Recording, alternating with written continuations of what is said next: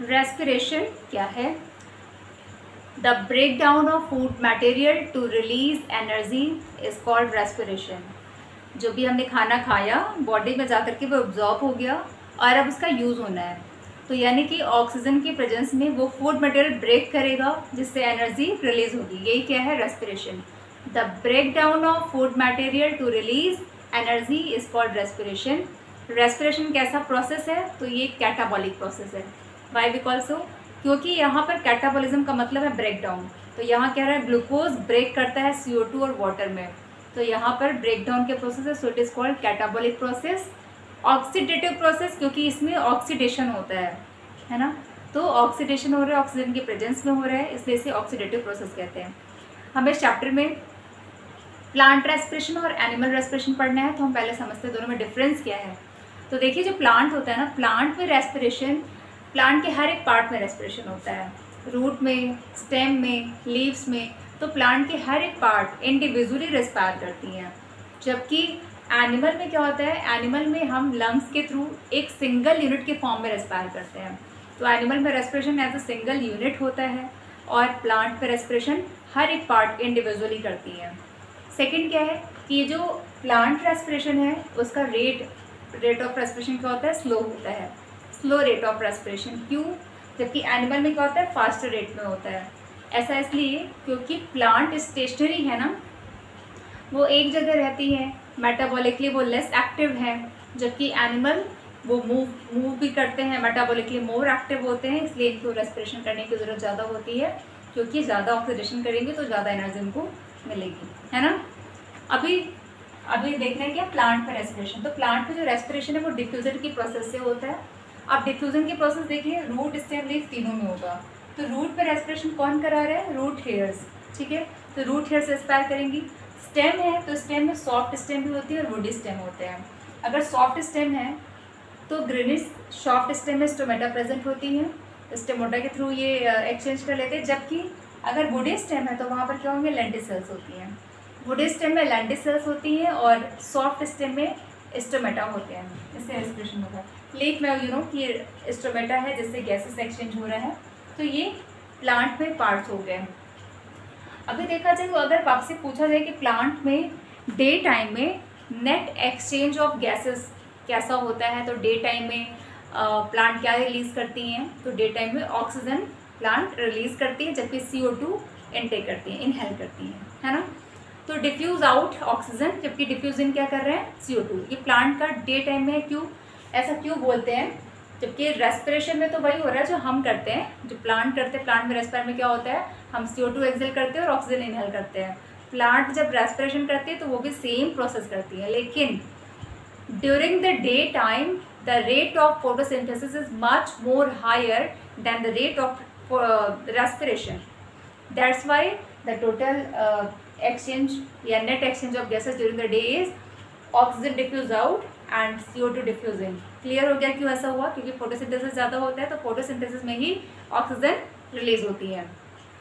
अभी देख लेते हैं एनिमल्स में रेस्पिरेटरी ऑर्गन, कौन कौन से एनिमल्स में क्या ऑर्गन है जिससे वो गैसेस एक्सचेंज कर रहा है। तो अमीबा की बात कर लेते हैं। अमीबा एक सिंगल सेल ऑर्गेनिज्म है, तो इसके पास कोई अलग से ऑर्गन नहीं होता, ये सेल मेम्ब्रेन के थ्रू ही गैसेस एक्सचेंज करता है। प्रोसेस पूछा जाता है कि कौन सी प्रोसेस से गैसेस एक्सचेंज हो रहा है, तो वो सिंपल डिफ्यूजन है। प्लांट में भी डिफ्यूजन की प्रोसेस से गैसेस एक्सचेंज हो रही है, अमीबा के सेल में भी डिफ्यूजन प्रोसेस ही होता है, क्योंकि ये अमीबा की सेल हो गई जो कि वाटर में रह रहा है, तो ये वाटर बॉडी है। तो वाटर में क्या है? डिजोल्व्ड ऑक्सीजन प्रेजेंट होता है, डिजोल्व्ड ऑक्सीजन होता है। अब एनिमल है तो इसके अंदर मेटाबॉलिक प्रोसेस से CO2 का प्रोडक्शन लगातार होता रहेगा रेस्पिरेशन से, तो ये CO2 का कॉन्सेंट्रेशन हाई यहाँ है तो ये हाई से लो की तरफ मूव करेगा, और ऑक्सीजन अंदर यूज हो जाता है तो अंदर की तरफ सेल में ऑक्सीजन डेफिशिएंसी होगी, तो ये क्या करेगा? अपने हाई टू लो की तरफ मूव कर जाएगा। तो यहाँ पे रेस्पिरेटरी ऑर्गन क्या होता है? सेल मेम्ब्रेन, और प्रोसेस कौन सा है? तो सिंपल डिफ्यूजन है, जिससे ये एक्सचेंज कर लेता है। अर्थवर्म में स्किन के थ्रू रेस्पिरेशन करता है, ये स्किन क्यूटिकल की बनी होती है, इसलिए हम इसे बोलते हैं क्यूटेनियस रेस्पिरेशन, ठीक है। तो अर्थवर्म में स्किन या क्यूटेनियस रेस्पिरेशन होता है, और लीच में भी स्किन के थ्रू रेस्पिरेशन होता है। दोनों ही एनेलिडा के मेंबर हैं, अर्थवर्म और लीच, दोनों में स्किन के थ्रू रेस्पिरेशन होता है। और हम इंसेक्ट की बात करें तो इंसेक्ट में ट्रैकल सिस्टम हो सकता है, और गिल्स भी हो सकते हैं, तो डिपेंड करता है कि उनका हैबिटेट क्या है। जैसे कि इंसेक्ट नॉर्मली पूछा जाए तो वहाँ पर ट्रैकिया पाया जाता है, जैसे कॉकरोच है वहाँ पर ट्रैकिया होगा, रेस्पिरेटरी ऑर्गन। लेकिन अगर हम कहें प्रॉन क्या है, ये एक्वेटिक इंसेक्ट है। जब ये एक्वेटिक है तो ऑब्वियसली उसमें क्या पाया जाएगा, गिल्स।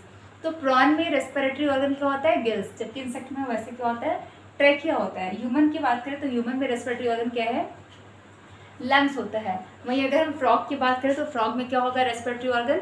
फ्रॉग अपने स्किन से भी रेस्पायर कर सकता है, वो लंग्स से भी रेस्पायर कर सकता है, और बकोफेरेंजियल कैविटी से भी रेस्पायर कर सकता है। तो उसमें 3 मोड ऑफ रेस्पिरेशन होते हैं, इसीलिए वो summer respiration and winter hibernation को भी शो करता है। यानी कि जब वो रेनी सीजन,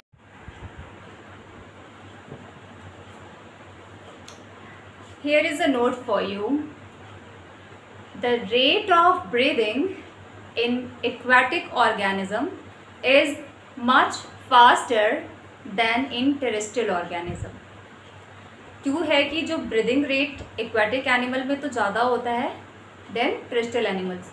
ऐसा इसलिए है क्योंकि क्या होता है, वाटर में अमीबा जैसे मान के चले तो वाटर में प्रेजेंट है, और वाटर से इन्हें क्या लेना है, ऑक्सीजन लेना है। वाटर में डिजॉल्व्ड ऑक्सीजन, तो जो डिजॉल्व्ड ऑक्सीजन वाटर के अंदर प्रेजेंट है इसकी मात्रा बहुत ही कम होती है। The amount of dissolved oxygen in water is low as compare to the air. Air में ऑक्सीजन की मात्रा बहुत ज़्यादा है, जबकि वाटर में डिजॉल्व्ड ऑक्सीजन बहुत कम होता है। इसीलिए अमीबा को या यूनिसेलुलर ऑर्गेनिज्म को, एक्वाटिक ऑर्गेनिज्म को अपनी ऑक्सीजन रिक्वायरमेंट को फुलफिल करने के लिए फास्ट ब्रीदिंग करनी होती है। ठीक है, सेकेंड नोट समझिए। तो यहाँ पर आपको क्लियर हो गया, the amount of dissolved oxygen in water is low as compare to the air, और इसी वजह से एक्वाटिक एनिमल की ब्रीदिंग फास्ट होती है। सेकेंड नोट है, in large animal blood circulatory system is present because diffusion is insufficient to meet the oxygen requirement of large multicellular organism. यहाँ जो यूनिसेलुलर ऑर्गेनिज्म है यहाँ पर कोई ब्लड सर्कुलेटरी सिस्टम नहीं होता है, लेकिन जो भी मल्टी सेलुलर ऑर्गेनिजम्स होते हैं यहाँ पर ब्लड सर्कुलेटरी सिस्टम होता है, क्योंकि यहाँ पर ऑक्सीजन की जो प्रोसेस है वो इनसफिशियंट होता है।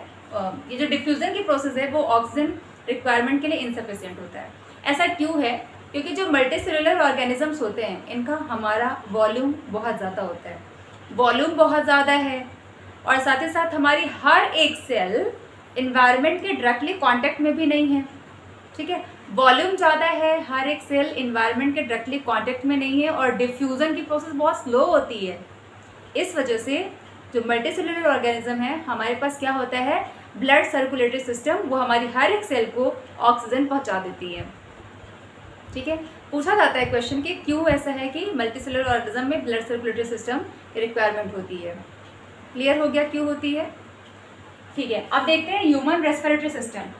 ह्यूमन रेस्पिरेटरी सिस्टम में कौन कौन से पार्ट्स इन्वॉल्व है, पहले हम ये समझ लेते हैं कौन कौन से पार्ट्स हैं। पहले तो नज़ल है, नॉस्ट्रिल है जहाँ से गैसेस इनहेल हो रही हैं, तो नॉस्ट्रिल से होकर के एयर कहाँ पहुँचता है, ये नज़ल कैविटी से होता हुआ फैरिंग्स, फैरिंग्स के नीचे जस्ट लारिंग्स होता है जिसे हम साउंड बॉक्स कहते हैं, क्योंकि वोकल कॉर्ड्स यहीं प्रेजेंट होती हैं लारिंग्स में, और यहीं से साउंड प्रोडक्शन होता है।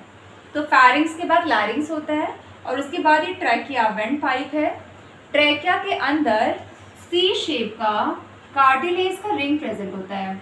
ये कार्टिलेज रिंग का इम्पॉर्टेंस ये है कि ये ट्रैकिया को कोलैप्स होने से प्रिवेंट करती है, क्योंकि जब हम इनहेल करते हैं तो ये तो ओपन अप रहता है, लेकिन जैसे हम एक्सहेल करते हैं ये क्या करेगा, श्रिंक हो सकता है अगर ये रिंग ना हो तो रिंग होने का इम्पॉर्टेंस ये है कि ये ट्रैकिया को कोलैप्स होने से प्रिवेंट करती है। और फिर ये बाइफर्केट ब्रेक करता है किसमें, ट्रैकिया ब्रोंकस में, ब्रोंकस एंटर कर गया लंग्स में। अब ये ब्रोंकस फर्दर डिवाइड होता है ब्रोंक्यूल्स में, secondary bronchiole, tertiary bronchiole, respiratory bronchiole, और अल्टीमेटली ये जो ब्रोंक्यूल्स है किस में टर्मिनेट हो रहा है, एयर सैक एल्वोलाई में। तो ये जो एयर सैक एल्वोलाई है इसको बोलते क्या है, this is a functional unit of lung, या we can say the functional unit of respiration. क्यों कहते हैं फंक्शनल यूनिट, क्योंकि एल्वोलाई से ही गैसेस एक्सचेंज हो रहा है, ये वही पार्ट है जो मेन फंक्शन परफॉर्म करता है। तो गैसेस एक्सचेंज एल्वोलाई से ही होता है। नंबर एल्वोलाई के देखें तो कितना होता है, 300 मिलियन होता है। Number of alveoli in the lungs कितना है, 300 मिलियन होता है। और साथ ही साथ हम बात करें तो ये इसके वजह से जो इनर सरफेस एरिया है वो कितना होता है, 100 मीटर स्क्वायर। ठीक है, तो ये आपको क्लियर हो गया रेस्पिरेटरी सिस्टम में कौन कौन से पार्ट्स इन्वॉल्व है। Nostril, nasal cavity, pharynx, larynx, trachea, bronchus, bronchioles and alveoli air sac. एक टर्म आता है रेजिडुअल वॉल्यूम। ये रेजिडुअल वॉल्यूम है क्या, जब हम एक तो नॉर्मल ब्रीदिंग होती है जिसमें नॉर्मल इनहेल नॉर्मल एक्सहेल करते हैं, लेकिन जब हम फोर्सफुली एक्सहेल करते हैं तो फोर्सफुली एक्सहेल करने के बाद भी कुछ वॉल्यूम ऑफ एयर हमारी लंग्स में हमेशा रहता है, that is called residual volume. ठीक है, the volume of air that present in the lungs after forceful exhalation is called residual volume. इसका इम्पॉर्टेंस क्या होता है हमारी बॉडी में, एक तो ये कि यहाँ पर जब कुछ वॉल्यूम रहता है एयर का तो गैसेस एक्सचेंज की प्रोसेस चलती रहती है ना। पूरा खाली हो जाएगा तो ये प्रोसेस स्टॉप हो जाएगा ना यहाँ, तो एक गैसेस एक्सचेंज की प्रोसेस कंटिन्यूटी में चलता रहता है, इसलिए भी यहाँ पर ये चीज़ें हैं। सेकेंड क्या हुआ कि ये जो एयर सैक है वो कोलैप्स ना करे, इसलिए वहाँ पर कुछ वॉल्यूम में हमेशा एयर प्रेजेंट होती है। ठीक है, 2 पॉइंट क्लियर हो गए कि यहाँ पर एयर सैक क्यों है, ये रेजिडुअल वॉल्यूम क्यों है। एक तो यहाँ पे गैसेस एक्सचेंज को मेंटेन रखता है और दूसरा क्या हुआ, एल्वोलाई को कोलैप्स होने नहीं देता।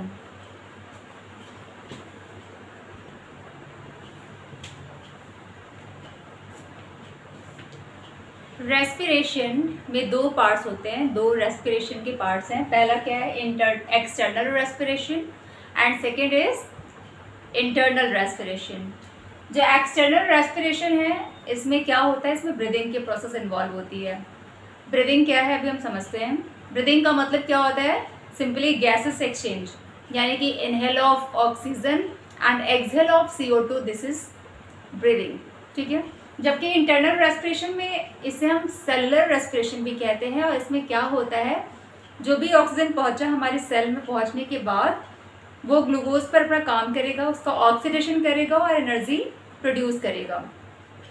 तो जो सेलुलर रेस्पिरेशन है इसमें फूड का ऑक्सीडेशन होता है जिससे कि एनर्जी रिलीज होती है। ठीक है, external respiration involves breathing, internal respiration involves oxidation of food material so that energy is release. अभी देख लेते हैं ब्रीदिंग में और रेस्पिरेशन में डिफरेंस क्या है, क्योंकि जनरली आपसे पूछा जाए ब्रीदिंग रेस्पिरेशन क्या है तो उसमें भी बच्चे बोलते क्या है, वे gases exchange, inhale of oxygen, exhale of CO2। तो ये रेस्पिरेशन ही, but is a part of respiration. तो क्लियर करते हैं कि इन दोनों में डिफरेंस क्या होता है।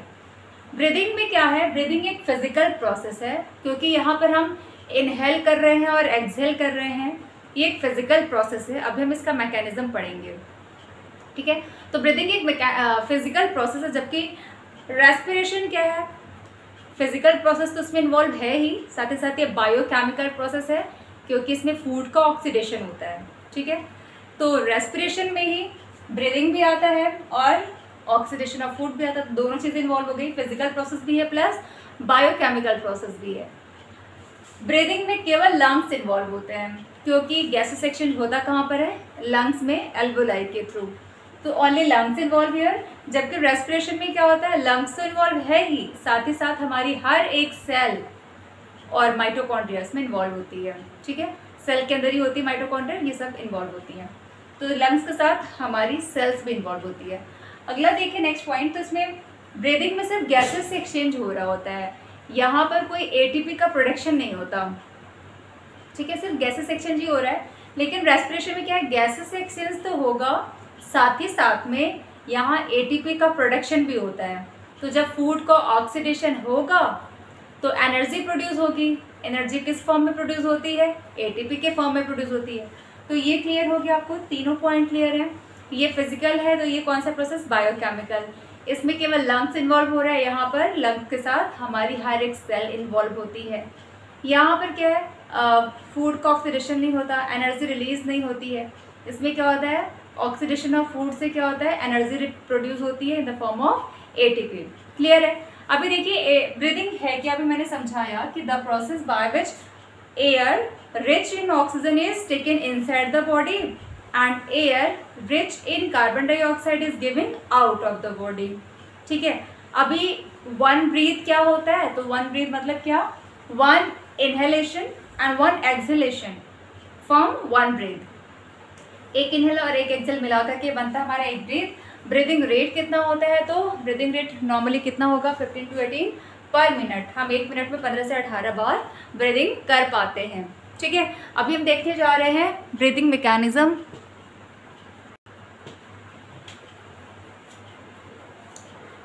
तो मैकेनिज्म ऑफ ब्रीदिंग में हमें इनहेलेशन की मैकेनिज्म देखनी है और एक्सहेलेशन की मैकेनिज्म। ये आपको बहुत ध्यान से समझना है। ये फिगर देखिए, फिगर में पीछे की तरफ ये वर्टिब्रल कॉलम रिप्रेजेंट कर रहा है। ये साइड वर्टिब्रल कॉलम है। जिस जगह पे वर्टिब्रल कॉलम होता है बैक साइड में, उसके जस्ट आगे क्या होता है? स्टर्नम। उसके जस्ट आगे क्या प्रेजेंट होता है? स्टर्नम। ठीक है, तो पीछे वर्टिब्रल कॉलम है, आगे से क्या होगा? स्टर्नम है। अब ये जो वर्टिब्रल कॉलम है स्टर्नम भी आपस में किससे लिंक्ड होती है? रिब्स के थ्रू। तो ये लिंक किससे हो गई? रिब्स से। ये दोनों तरफ से लिंक्ड होगी किससे? रिब्स के थ्रू ये कनेक्टेड होती हैं। ठीक है, और ये रिब्स आपस में किससे कनेक्टेड हैं? तो यहाँ पर एक स्पेशल मसल्स होती हैं जिसे हम रेस्पिरेटरी मसल्स भी कह सकते हैं या इंटरकॉस्टल मसल्स भी कहते हैं। तो ये हमारी इंटरकॉस्टल मसल या रेस्पिरेटरी मसल्स प्रेजेंट होती हैं। नीचे से डायफ्राम है। ठीक है, अभी मैकेनिज्म हम देखने जा रहे हैं क्या? इनहेलेशन की। क्या होता है? सबसे पहले जो रेस्पिरेटरी मसल्स है इंटरकॉस्टल मसल वो कॉन्ट्रैक्ट करता है।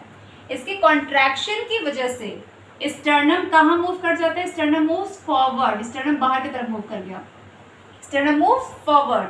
अब नीचे डायफ्राम डाउनवर्ड मूव कर जाएगा इस तरीके से। Diaphragm moves downward, sternum move forward, diaphragm move downward. अब ये जब ये बाहर की तरफ मूव किया तो क्या हो? वॉल्यूम क्या हो रहा है? Increase. Volume of thoracic cavity, ये कैविटी का नाम थोरैसिक कैविटी बोलते हैं। तो volume of thoracic cavity increase. जब ये इंक्रीज कर जाता है तब बताइए इसके अंदर का जो एयर प्रेशर है वो क्या करेगा? डिक्रीज या इंक्रीज। वॉल्यूम बढ़ गया तो एयर का प्रेशर क्या होगा?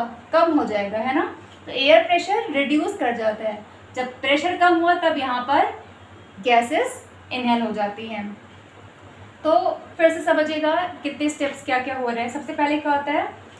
Intercostal muscle contract, then sternum move forward, diaphragm move downward, volume of thoracic cavity increases, air pressure inside the lungs decreases, so air enter into the lungs। ठीक है, ये है इनहेलेशन का मैकेनिज्म। इसको reverse कर देंगे तो एक्सहेलेशन हो जाएगा। एक्सहेलेशन की मैकेनिज्म देखते हैं। जो कॉन्ट्रैक्शन किया था वो रिलैक्स करेगा। Intercostal muscle now relaxed, then the sternum moves backward, diaphragm moves upward, volume of thoracic cavity decreases, so the pressure inside the lungs increases and then air goes out of the lungs। Pressure बढ़ा तो air बाहर यहाँ से release होगा। Clear हुआ ना? एक बार यहाँ फटाफट से बोलेंगे। सबसे पहले क्या होता है इंटरकॉस्टल मसल? इंस्पिरेशन का बताइए क्या होगा? कॉन्ट्रैक्शन। देन क्या हुआ? Sternum moves forward, then diaphragm moves downward, volume of thoracic cavity increase, air pressure decrease, so air enter into the lungs. ठीक है, रिवर्स किया तो क्या बना? एक्सपिरेशन।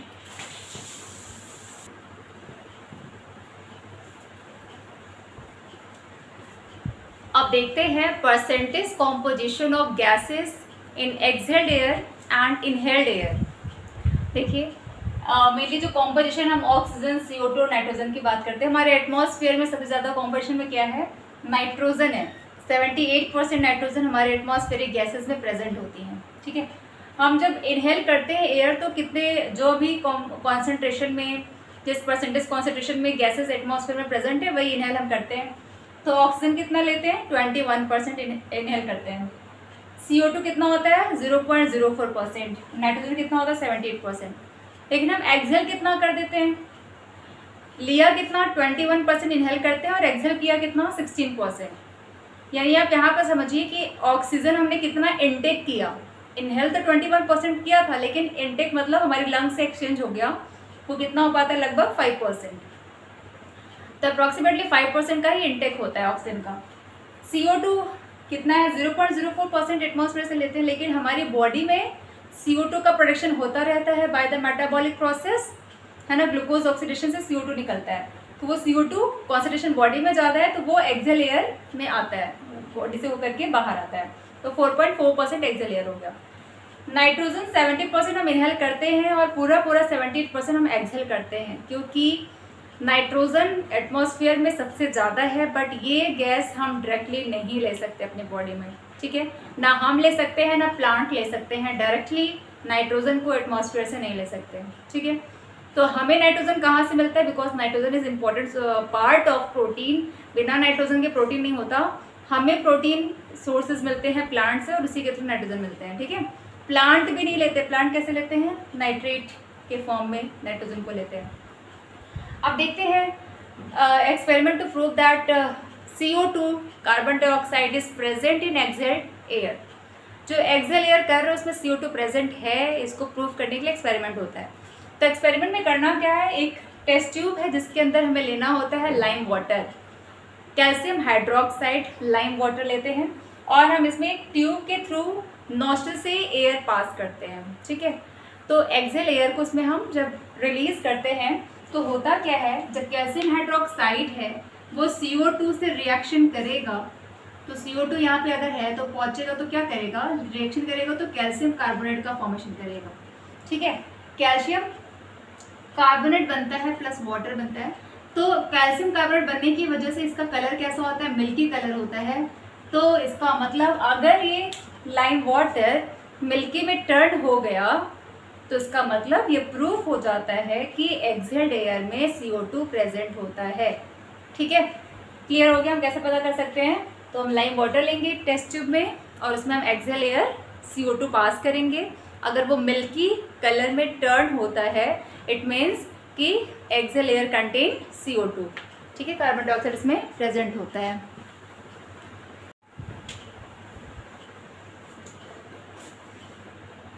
ब्रीदिंग पढ़ लिया, गैसेस एक्सचेंज पढ़ लिया, फिर तीसरा स्टेप होता है transport of gases to the cells. तो यहाँ हीमोग्लोबिन है, ऑक्सीजन को बाइंड करके सेल्स तक पहुँचा देती हैं। अब लास्ट स्टेप है सेलुलर रेस्पिरेशन, यानी कि फूड का ऑक्सीडेशन, ठीक है। तो अब हम पढ़ने जा रहे हैं फूड का ऑक्सीडेशन कैसे होता है हमारी सेल्स में। हम पहले क्लियर करेंगे एरोबिक रेस्पिरेशन जो कि ह्यूमन बींग्स में हो रहा है, ठीक है। तो एरोबिक रेस्पिरेशन जो हो रहा है वो कैसे, सबसे पहले यहाँ पर ग्लूकोज होता है, ग्लूकोज जिसका फॉर्मूला क्या है C6H12O6, ठीक है। अब ये ग्लूकोज का होगा क्या, ये ग्लूकोज साइटोप्लाज्म के अंदर एक प्रोसेस होता है जिसे बोलते हैं ग्लाइकोलाइसिस, ग्लाइकोलाइसिस। तो ग्लाइकोलाइसिस की प्रोसेस होती है जो कि कहाँ हो रहा है, साइटोप्लाज्म के अंदर। सो साइटोप्लाज्म के अंदर होगा ग्लाइकोलाइसिस, इसकी प्रोसेस से बनता क्या है, पायरुवेट। पायरुवेट बोलिए या इसे हम पायरुविक एसिड भी बोल सकते हैं, फॉर्मूला होता है C3H4O3, ठीक है। तो 1 मॉलिक्यूल ऑफ ग्लूकोज जब ग्लाइकोलाइसिस करता है साइटोप्लाज्म में तो 2 मॉलिक्यूल ऑफ पायरुवेट बनते हैं, क्योंकि ये 6 कार्बन का है, ये 3 कार्बन का, तो 2 मॉलिक्यूल बन जाएंगे पायरुवेट के, ठीक है। तो ग्लाइकोलाइसिस हो गया। अब स्टेप नंबर 2 जो कि माइटोकॉन्ड्रिया में हो रहा है, जिसका नाम है क्या, क्रेब्स साइकिल, इसे बोलते हैं हम क्रेब्स साइकिल। और ये कहाँ चल रहा है, ये होता है माइटोकॉन्ड्रिया में। तो यहीं पर यूज होगा ऑक्सीजन का, तो यहाँ ऑक्सीजन का यूज होता है। तो अब क्या होगा, ये फॉर्म करेगा कार्बन डाइऑक्साइड एंड वाटर, साथ ही साथ में एनर्जी प्रोड्यूस होगा, किस फॉर्म में, ATP के फॉर्म में। तो 38 ATP का प्रोडक्शन होता है, ठीक है, क्लियर है। तो 1 molecule of glucose undergo glycolysis which takes place in the cytoplasm and form pyruvate. This pyruvate undergo Krebs cycle which takes place in the mitochondria and form carbon dioxide, water and produces ATP energy, ठीक है, 38 ATP का production करता है। ये है aerobic respiration. देखिए कोई भी सेल्स जहाँ माइटोकॉन्ड्रिया प्रेजेंट है ना, वही एरोबिक रेस्पिरेशन परफॉर्म कर सकते हैं। जहाँ माइटोकॉन्ड्रिया एब्सेंट होते हैं वो एरोबिक रेस्पिरेशन नहीं कर सकते हैं, क्योंकि ये जो क्रेब्स साइकिल है वो माइटोकॉन्ड्रिया में ही होती है और यहाँ पर ऑक्सीजन का यूज होता है। ठीक है, तो ये एरोबिक रेस्पिरेशन का इक्वेशन बहुत इंपॉर्टेंट है, आपको अच्छी तरीके से आना चाहिए ये इक्वेशन। अभी हम सेकंड पढ़ लेते हैं, हमारी मसल्स जब हम बहुत ज़्यादा विग्रस एक्सरसाइज कर ले या बहुत कंटिन्यूटी में कोई वर्क कर लेते हैं तो उस कंडीशन में क्या होता है, ऑक्सीजन की रिक्वायरमेंट हमारी उस सेल्स को या उस बॉडी पार्ट्स को नहीं मिल पाती है, तो वो बॉडी पार्ट एनारोबिक रेस्पिरेशन करने लग जाता है। ठीक है, तो कोई भी हम लगातार कोई काम करते रहते हैं तो लगातार ऑक्सीजन की सप्लाई उस पार्ट को नहीं पहुंच पाती, तो हमारा वो पार्ट एनारोबिक रेस्पिरेशन करने लग जाता है। तो हमारी मसल्स में एनारोबिक रेस्पिरेशन भी होते हैं, तो उसमें क्या बनता है वो हम देखते हैं। तो एनारोबिक रेस्पिरेशन में इतनी चीज़ें तो सेम है कि जो ग्लूकोज है, glucose undergo glycolysis which takes place in the cytoplasm and it form क्या, पायरुवेट, पायरुवेट बनता है। और अब क्या होगा, एनारोबिक रेस्पिरेशन है ना मसल्स के अंदर, तो anaerobic respiration which takes place in the absence of oxygen। ठीक है, एनारोबिक रेस्पिरेशन जो कहाँ पर हो रहा है, मसल्स के अंदर। अब ये मसल्स में होता क्या है, इसकी वजह से बनेगा क्या, लैक्टिक एसिड। तो यहाँ पर लैक्टिक एसिड का फॉर्मेशन होने लग जाता है, इसका फॉर्मूला होता है C3H6O3। ठीक है, लैक्टिक एसिड बनता है और इस कंडीशन में एनर्जी का प्रोडक्शन भी बहुत कम होता है। तो यहाँ ओनली 2 ATP का प्रोडक्शन होता है, 2 ATP। यानी कि आप देख रहे हो जब एरोबिक रेस्पिरेशन हो रहा है ऑक्सीजन की प्रेजेंस में, तो एक ग्लूकोज मॉलिक्यूल के ऑक्सीडेशन से 38 ATP का प्रोडक्शन हो रहा है, एनर्जी ज़्यादा मिल रही है। लेकिन जब ऑक्सीजन की डेफिशिएंसी होती है तो ऑक्सीजन के एब्सेंस में हमारी मसल्स में एनारोबिक रेस्पिरेशन होने लग जाता है और यहाँ एक ही ग्लूकोज मॉलिक्यूल है, बना क्या रहा है, ओनली 2 ATP।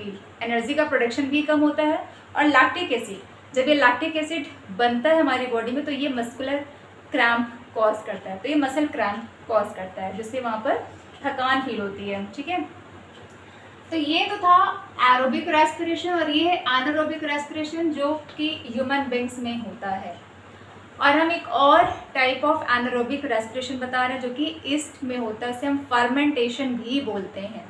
ठीक है, इक्वेशन को क्लियरली ध्यान से समझिए। इतने स्टेप्स तो सभी में होते हैं, हर तरीके की रेस्पिरेशन, क्योंकि सभी सेल के अंदर साइटोप्लाज्म तो होती ही है। जब साइटोप्लाज्म है तो ग्लाइकोलाइसिस की प्रोसेस भी होगी और पायरुवेट का फॉर्मेशन होगा। तो glucose undergo glycolysis and which it produce pyruvate या पायरुविक एसिड। ठीक है, पायरुविक एसिड बोल सकते हैं इसे, हम पायरुवेट भी बोल सकते हैं, दोनों की चीज़ है। और अब क्या होगा, ये प्रोसेस जो होता है ईस्ट में, ईस्ट क्या है, एक यूनिसेलुलर फंगी है ना, यूनिसेलुलर फंगस है और ईस्ट में इस प्रोसेस को बोलते हैं फर्मेंटेशन। क्या बोलते हैं, फर्मेंटेशन। और इस प्रोसेस से बनता क्या है, देखिए यहाँ बनेगा इथेनॉल का प्रोडक्शन होता है, C2H5OH। इथेनॉल क्या है, ये इथेनॉल का प्रोडक्शन होगा, साथ ही साथ कार्बन डाइऑक्साइड का प्रोडक्शन होता है 2 मॉलिक्यूल ऑफ CO2 और यहाँ पे ATP बहुत कम प्रोड्यूस होती है। तो जब भी ऑक्सीजन एब्सेंट होगा तो ग्लूकोज का इनकम्प्लीट ऑक्सीडेशन होगा और इस प्रोसेस में बहुत कम एनर्जी का प्रोडक्शन होता है। ठीक है, ये तीनों इक्वेशन आपको अच्छे से क्लियर हो गए होंगे, समझ आ गए होंगे, तो इसे याद रखिए। ठीक है, glucose undergo glycolysis which takes place in cytoplasm, it form pyruvate. Aerobic respiration का बताना है, pyruvate undergo Krebs cycle which takes place in mitochondria.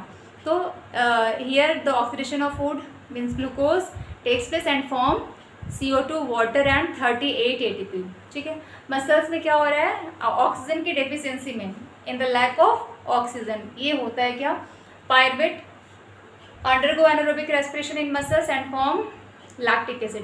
Lactic acid के साथ CO2 का प्रोडक्शन नहीं हो रहा है। ठीक है, तो ये भी ध्यान रखना है, पूछा जाता है ऐसा क्वेश्चन कि क्या ऐसा इम्पॉर्टेंट है कि रेस्पिरेशन के प्रोसेस में CO2 का प्रोडक्शन हो ही, तो आंसर है नहीं। नहीं होता ऐसा ज़रूरी, क्योंकि यहाँ देखिए सेकंड स्टेप में आपको दिख रहा है कि लैक्टिक एसिड बन रहा है, इसके साथ में CO2 नहीं बन रहा, ठीक है। तो सिर्फ लैक्टिक एसिड है, तो ये मसल्स में होने वाला जो एनारोबिक रेस्पिरेशन है, यहाँ पर CO2 का प्रोडक्शन नहीं होता एज अ बाई प्रोडक्ट, ठीक है। तो it is not necessary to produce carbon dioxide as a by product in the process of respiration, क्योंकि इसके टाइप में देख लिया, एक ऐसा भी टाइप है जहाँ पर CO2 प्रोड्यूस नहीं होता।